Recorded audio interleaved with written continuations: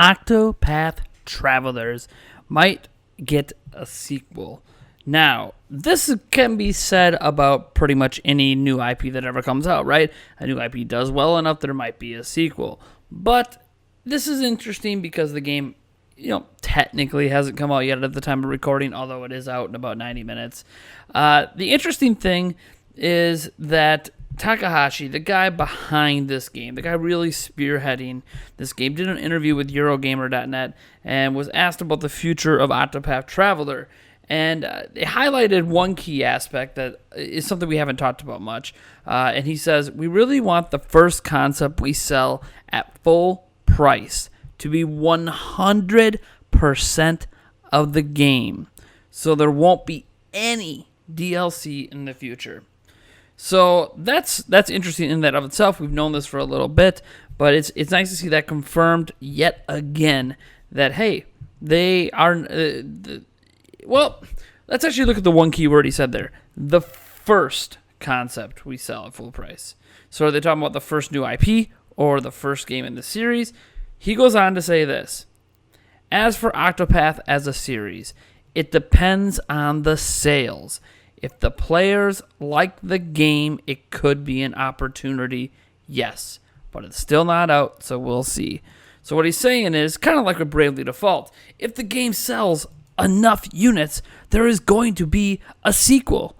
And it could become an actual series instead of this standalone game. And because it's exclusive to Switch, chances are this series would end up being exclusive to Nintendo platforms. Isn't that really interesting? I think that's really interesting because, not just because I'm super excited for Octopath Travelers, regardless of if I can pick the full game up tomorrow or not, but I'm just excited in general for what this is, JRPG. It's actually funny I say JRPG because in this interview he talks about how he hates that term JRPG or Western RPG or just RPG. It's like if you make an RPG in Japan, it's automatically a JRPG, but does it really matter if it's a JRPG? They're all just RPGs, and they don't necessarily have to conform to any set standards. So it's just very interesting the way that he views things, but it's a very good interview. I'm going to link it down in the description for you guys to go check out Eurogamer.net interview with the brainchild behind this game, Masahashi Takahashi.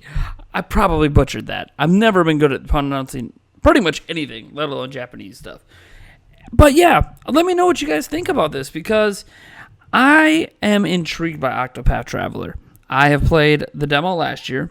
The two characters you could play there, Primrose and Ulrich, I believe was his name, something like that. And then I have played through Hanet, I'm not really sure how you pronounce it, and a couple other characters that I've just started dabbling in the second demo, and I'm just highly impressed by this game.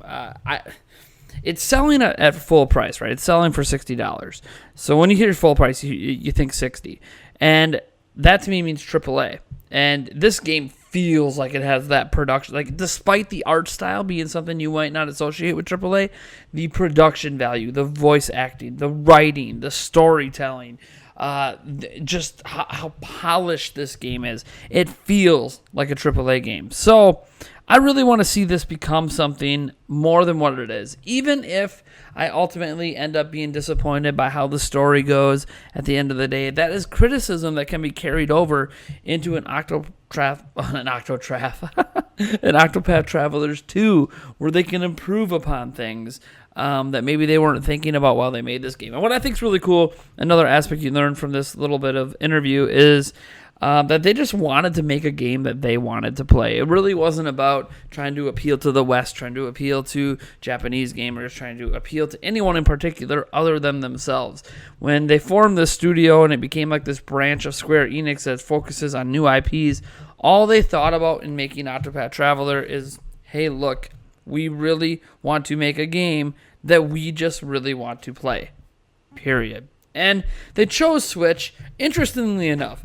I had to throw this out here because he says in this interview that they chose Switch specifically because they wanted to target the game to adults. I have to throw that out there because there's a lot of people that still associate Nintendo systems as being this thing for kids, it being for, people who aren't adults, basically. And I've been arguing for over a year that the primary audience of Switch is adults. You could tell this in what games are selling well. But yes, they chose Switch because they wanted this game. They were making a game they were making for themselves to be playable anywhere, because adults are too busy to just sit in front of the TV all the time. So they targeted adults with this game, and that's the primary reason they chose Switch before they really even knew what the final hardware was going to be like. They already knew they wanted to work with Nintendo, not just due to the success of Bravely Default, but because they were making this game that was targeted for them, who are adults, and they're too busy to just sit in front of their TVs. They need to be able to take this on the trains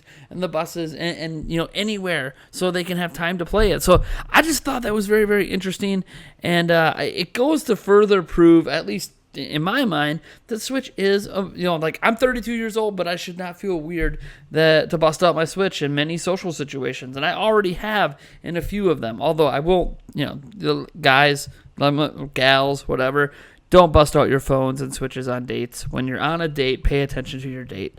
It's just extremely rude, unless it's an emergency, checking your phone or something, if your mom calls or whatever, family member. But I'm just saying, stay off the phones, stay off your video game systems, unless the date is based around the video game system. Like if you're playing a Switch game together, like a cute little couples date night, that's fine. But it's just one of those things that annoys me when people go on dates and you see them bust out, a Switch even, or a 3DS, or their phones, and they don't even pay attention to the person sitting right next to or directly across from them. It bothers me in some social situations as well, but specifically on dates. But whatever, that's neither here nor there. I don't even know why I talked about that.